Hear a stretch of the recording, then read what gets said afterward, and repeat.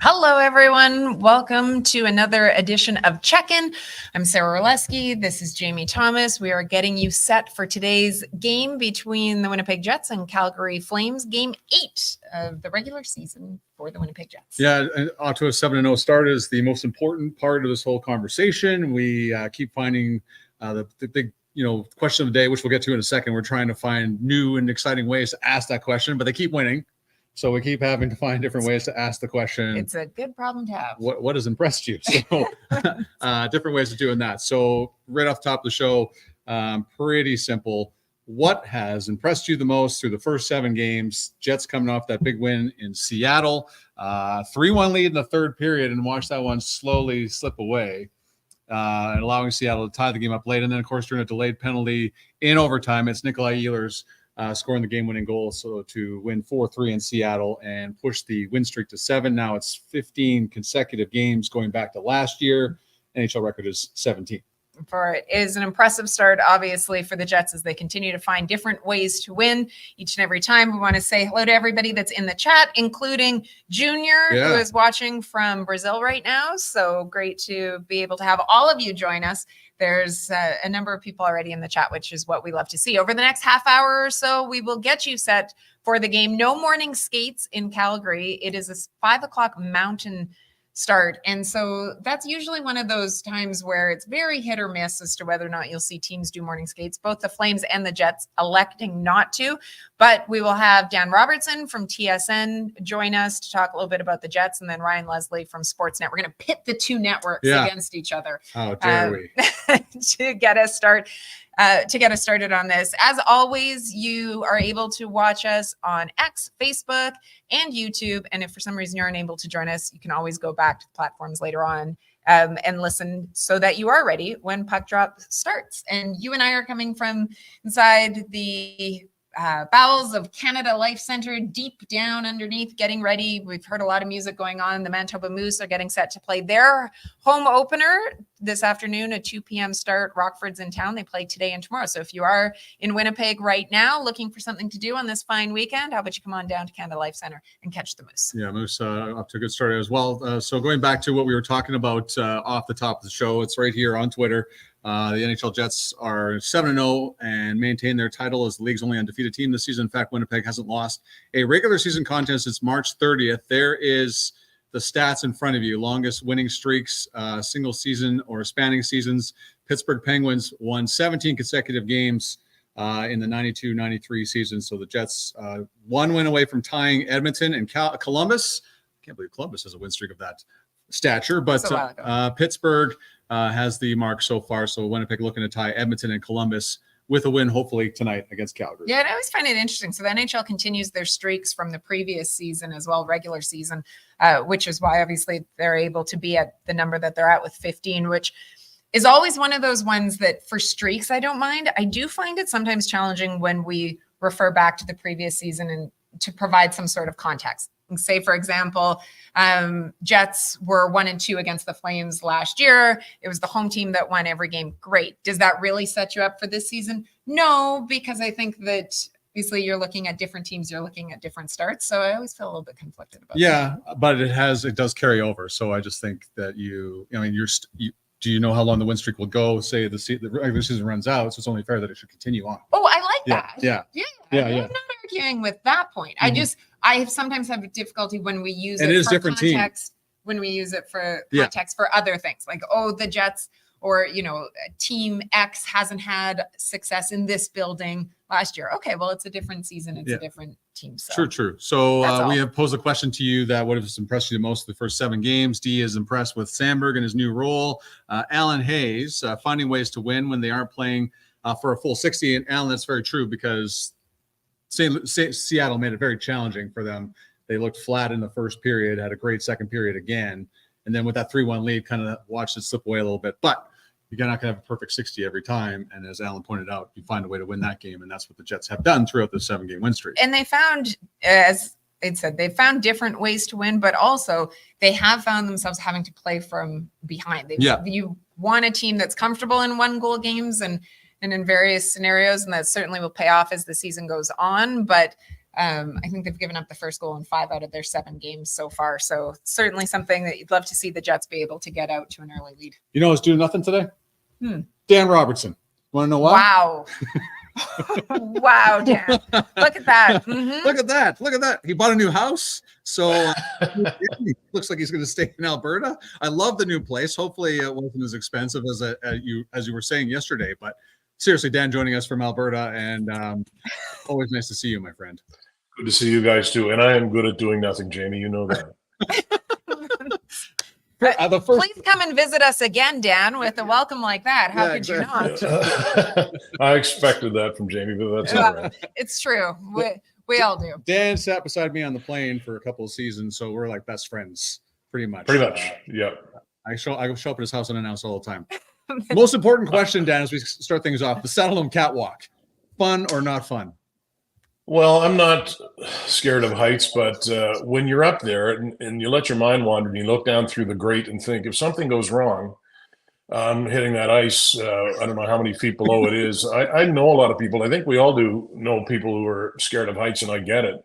But it's harrowing enough, and then it creeps in your mind. This is an old building. What happens if something snaps? And I'd be famous anyway if I crashed and I was the guy. But let's just say I can't wait until the new building's built. It's a great broadcast location at Saddledome, but there's a beam, as you know. There's beams above your head, and if you stand up too quickly, you forget where you are. You smash your head. So I've done that in the past too. So it's time for a new building, Jamie, in your hometown.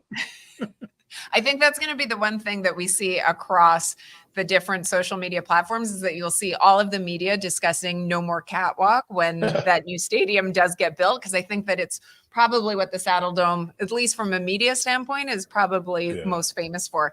Dan, what about the start that Kyle Connor has had this season, obviously, with points in all 7 games? What is it that impresses you most about what you've seen so far? He's been opportunistic, and I guess that's been Kyle from his whole career. Even though I haven't seen it all up close, it's when they've needed a big goal, he's been able to find it. It was funny. You remember the goal he scored? It was against Minnesota. It was a power play, right, in overtime. I'm pretty sure it was in the power play, a 4-on-3, and he got it at the right circle, and it was just perfectly placed. And I talked with him later. I said, how do you, first of all, he was at a standstill. I don't know how he generated that much snap on his shot. But he took the shot from a standstill. And I asked him later, I said, would a younger Kyle Connor have had the nerve to do that, just to shoot from a standing still spot? He said, well, first of all, a younger Kyle Connor wouldn't have been out there in overtime in a power play. But he made a good point that if he had missed it, he said we had an advantage. We were 4-on-3, so I think we would have gotten the loose puck.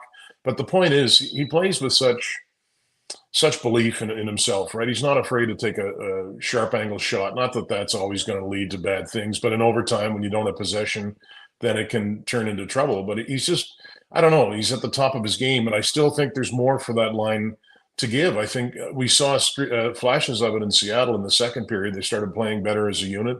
It was good to see Velarde score, but he's just, and Kevin and I talk about it all the time, with his release, he doesn't have to pull the puck way back. It's just kind of, he pulls it back a foot or two and he can snap it, and he's right on top of his game. So it's I don't know if it's the best he's ever played. I'm sure he has another level to go to, but man, he's been sparkling to start this season. With the 7-0 start, we're going to say there's got to be cracks in the armor somewhere. So what is an area that you'd like to see the Jets improve here starting tonight in Calgary?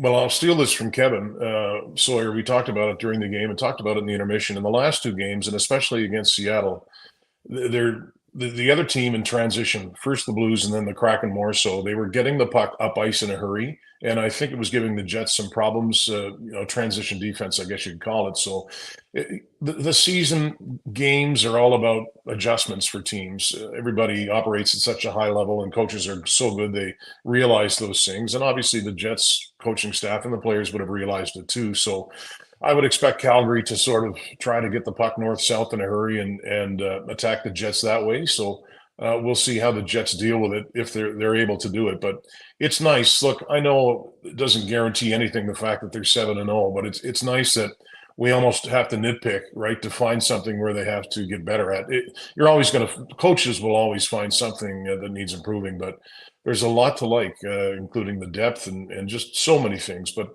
what I mentioned, I'll have an eye on tonight to see if Calgary can kind of trip them up that way. Okay, well, I was lying. Dan didn't buy a house, but the TSN gives Dan a house every city that he goes to. So this is the house that they have rented out for him. It's wonderful. Contract. I can't wait to visit you there whenever I get to Alberta while you're there at the same time when I'm not doing a show here. So thank you for your time. Anytime. Enjoying the program. And I'm just outside of Edmonton at my cousin's place, so I'm enjoying a couple of days with family. It's great. And I'll be watching tonight. I can't wait for the game. Dan Robertson, family man. Signs off. See you later, Dan. See you guys. See you, buddy. Thanks for making some time for us. We appreciate it. We might need to have Dan on again just to talk about what it was like to fly with you on the plane as a seatmate. Oh my, Kelly, good to see you. Dan Robertson is a legend. Oh, hey, Kelly. He is a legend. Yeah. That is for sure. You look at this game tonight, so the Flames off to a start that I don't think anyone would have anticipated for it. Currently sitting first in the Pacific Division, just up ahead. They've got 11 points. Vegas has 11 as well. Kings have 10, so that Pacific Division in tight. Same with the Central Division, though. Jets obviously leading the way with 14 points. Right behind, though, Minnesota and Dallas both with 12 as well. So obviously very early in the season. It's amazing how one game can swing numbers, whether it be in standings, whether it be if you look at power plays or penalty kills as well. One good game or bad game can really fluctuate the numbers in a significant way. Whereas once you get deeper into the season, you could go on a great string, as we've seen in the past, maybe of the Jets PK doing really well. But if you had a rough start to it, it's hard to make it up as it goes along. But that's where it stands right now. Well, I mean, there's just so many different ways that they have excelled at this year. And I mean, we talked about the specialty teams being critical to what their success is going to be this year, and they've shored some of that up. Yeah. So that to me says so much about what they're working on in the preseason. I mean, we asked about the power play ad nauseum. Yes. It was brought up a lot, and you could tell the players are kind of getting miffed with us asking about it all the time. But it's such an integral part of what they weren't very good at last year. Well, for it to have the improvement of it so far to start the year. And as you touched on, when you get off to a good start in a certain category, you're not playing catch up. So I remember a lot when Paul Maurice, the head coach here, they would, have a couple games where they give up 2 power play goals or 3 power play goals, and then they're just like 25th, 26th, and it's just hard to get out of that. So statistically, it's been consistent for the Jets because of how quickly they got out of the gate with the power play being as good as efficient as it has been so far this year. And I think it was rightful so that everyone was talking about the special teams, because even Scott O'Neill had spoken about how last season that was what was such a large factor in that series against Colorado that they were not able to capitalize on either way, whether it be power play or PK. And so it makes a difference. Your special teams have to be strong. The Jets on the road right now, 3-0 so far in road games. They've outscored their opponents 13-5 as well, and they will look to keep that going against the Flames tonight. Our good friend Mitchell Clinton always does the line. So as Sarah said, there's no morning skate. So this is what Mitch saw yesterday. No changes to the NHL Jets line rushes today. Keep in mind, this is Saturday, so it's Connor Scheifele, Velarde.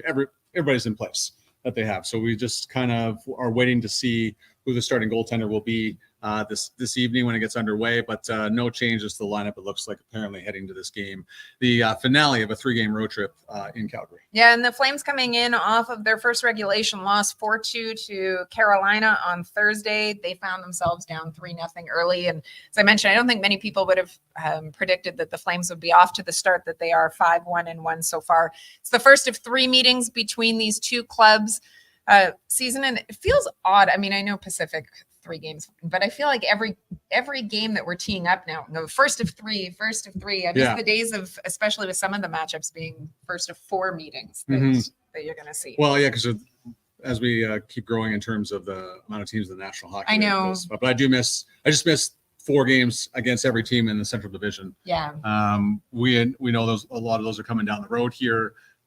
Very critical games, but you talk about when picking you up that 7-0 start and 7-0 start, and there's not much space between them and Minnesota. That's the crazy part. You have an incredible, impressive start to the season, and there is Minnesota just over top of your shoulder. Utah still playing well. Colorado has won 4 in a row, so it's not it's not like you're jumping out and everybody's so far behind you. They're still hanging in there, and we kind of expected that with the Central this year. Yeah, absolutely. Let's go back to what our question of the day was for you. It was, who has impressed you most so far through the first 7 games for the Jets? We want to hear from you. Lots of people in there talking in the chat already, which is what we love to see. We've got a prediction of 4-2 Jets tonight. Strong game, keep it. But who is it that has impressed you most? Who are the Winnipeg Jets playing on October the 30th? Oh, dear me. Okay, 28th, it's Toronto. 30th is Detroit, I believe. Yes, great job. Yeah, thank you. Thank you. You know, you wouldn't know that with about 2 minutes to go before we started this show today, I couldn't even find Jamie. I was worried that he had left, maybe had decided to just, I don't know, go out. I was just going to get some water. But on the ball with it, yes. What? I forgot how to drink water. I'm sorry. Colin Miller has pressed Donald Ross. Helly for the Vesna is another answer from Sarah May. And get her done. As we wait. One of my favorite names. Nino has impressed me the most. Well, let's talk about Nino. Let's talk about that third line too.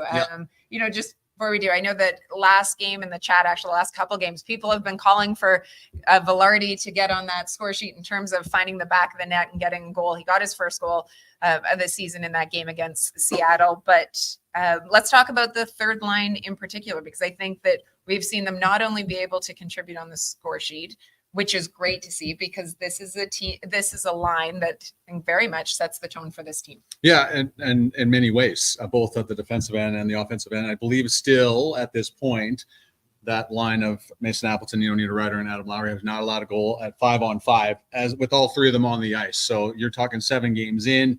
Niederreiter scores twice in Seattle the other night. He's got a 3-game goal streak. Adam Lowry's been fantastic in the faceoff circle, and that line has been fantastic. And I think that's what really sets the pace for, as you said, for this team, because they tend, especially on the road, to be the first line out there.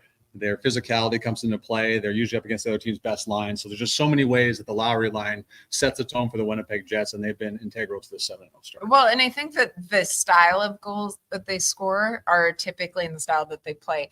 Following up on that, it's been key. You look at Nino with his goal streak that he's got going right now. And so many of them from those high danger areas, like those guys that are willing to go to the corners, that are willing to stand right in front of the net and be able to benefit from it. So 3 of his 4 goals so far this season with respect to Niederreiter have been in those high danger areas. And he's scoring on right now 23.5% of his shots. So we'll take that as well. Ryan Leslie from Sportsnet will be joining us here at 12:50. Yes, certainly. I thought I told him 11:50, so I'm confusing myself at the time. Ehlers with Lowry. Yes, please. More of that. Very interesting. Tyler Young. Very impressed with the post-game interviews. I missed that one. Anyways, Cole Perfetti got off to a slow start, but has really amped up his game. Also very happy to see that Pionk seems to have rediscovered joy in his game. Bart Oman. I think it's great to see. So Neil Pionk is one of those ones that after the season he had, particularly last year, and I found it at various points that throughout his tenure here in Winnipeg, that he has been a bit of a polarizing player with respect to the fan base. Yes. And I think Neil does not get enough credit. He does. Now, I always say that, look, I fully admit that if you are a good interview, if you're a great personality, that clouds my judgment sometimes, because Neil is underrated with how much like Dylan DeMello, I think, with his humor as well, which I appreciate a great deal. But you think about everything that he went through last year, the challenges off the ice with respect to losing one of his best friends. There's just a lot going on. And to be able to see him come out early in this season and establish himself, not only in terms of what he's able to do production-wise on the score sheet, but just the style of play that is going to be key for the Jets. You look at that top 4, and I think as the season goes on, there will be a lot of attention paid to that blue line, and for him to have that early chemistry with Dylan Sandberg, for him to be producing at the way, for him to be successfully throwing out maybe a hip check here and there as well, is a great sign for him. We've been patiently waiting for Neil Pionk to come back to his normal self. He's done that. Somebody else has been patiently waiting. Is this guy? It's Ryan Leslie, live from Calgary. Look at this guy. Good to see you, my friend. Great to be with you both. How's it going? It's great to have you here. You know, we had Dan Robertson on right before you, Brian, and Jamie started by saying something about a man that's doing nothing today or has nothing to do today. So we really try to welcome. Yeah, I know. Yeah. We really try to welcome our guests in, really make them feel at home and want to join us again. And we know that, you know, your love for JT runs pretty deep. Oh, yeah. I couldn't help but notice, Sarah, you're waxing on beautifully, poetically. I'm hanging off every word. And he's, you know, two-hand typing on the internet. He's choking on water. He's Yeah, already. I'm just so sorry that the standard with him is not what it used to be. It's great. You know. All right, you big jerk. What's the key reason behind the Flames' red hot start this year? Pivot. I'll tell you, it sounds cliche, but I actually, in this case, think it's true. It's buy-in. I mean, when you think about what all of us experts on the outside, you know, you go across the country, I don't think many people had the Flames doing this. Now, I get it. We're still in October, so pump the brakes a little. But we're still in October, and the Flames are the Jets are 7-0. So you'll take it. You can only play the games in front of you. But for a team that probably isn't expected to do much, it's a real pleasant surprise and a real pleasant start for a franchise best going into last game. So they're 5-1-1. Gladly take it. Jets, as we know, are 7-0. So this is a great Western Canadian clash tonight. But I think it's buy-in. Guys want to be here. Last year there was a lot of distractions. Who had one foot in, who had one foot out, pending free agency. Craig Conroy had a lot of difficult decisions to make. So now, there's always tough decisions, but a lot of that heavy lifting is a little bit more secure now. And you've got veterans who have completely shown professionalism and buy-in. You've got young guys who are, you know, maybe trying to take another step, make a team, take another step, improve upon their first or second year. So there's a lot to prove. There's a lot to prove for some veterans too. Anthony Mantha comes to mind, but you know, there are some veterans here who are showing that they have bought in, they are all in, and they're producing. So I don't know if that's cliche or not, but that's how it feels as you watch this group. And there's a lot of smiles. There's a lot of levity. Happens when you're winning, I guess. But certainly a lot to like inside that locker room for those guys right now. Well, that's so great to be able to build upon something like that. I think when you do see a team that's got that good feeling around, you can just that is able to translate onto the ice. One of the players that's been able to have success early on, that has had so much attention to him since from the first day that he put a Flames uniform on, was Jonathan Huberdeau. And so he's one of only 2 players on the Flames right now that are averaging a point a game. What have you seen from him early on? Because I think Flames fans obviously desperate to have him get off to a good start and be able to produce this season. Yeah, I think very well put. I think this is a player. Thank you, Ryan. Thank you. You Did never you hear said that that, was Jamie? my question. It's neat how JT just hits the next button and Huberdeau slides across the screen. I mean, where would we be without you? Great contribution, James. But in all seriousness, I do have skills. Yeah. This is a player who needs to find more. He knows that. And I give him full credit, guys, because he has owned it. He has faced it day in, day out. He's had to answer it. A Canadian market, when you go from down in Florida where, you know, he had a record for his points at that position, and then all of a sudden you have the massive drop-off. He's aware of it. He's struggled with it. It's a mental thing, and it is something that, you know, between sports psychologists, working on his skating, he's had a couple go off him that go in. For whatever reason, those things weren't happening in the past.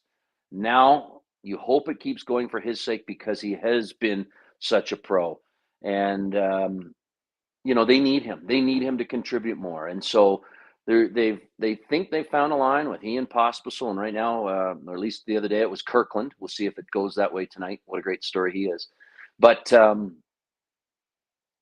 it's a proud guy. It's a proud guy who knows there's more, knows there needs to be more, and has been showing it early on. And for his sake, you'd just like to see it continue, because he's been carrying the weight of the world for the last couple of years, ever since that trade. So he's settled in, likes Calgary, loves his teammates, loves the town, loves the fan base, understands that they've been very forgiving. He wants to give back.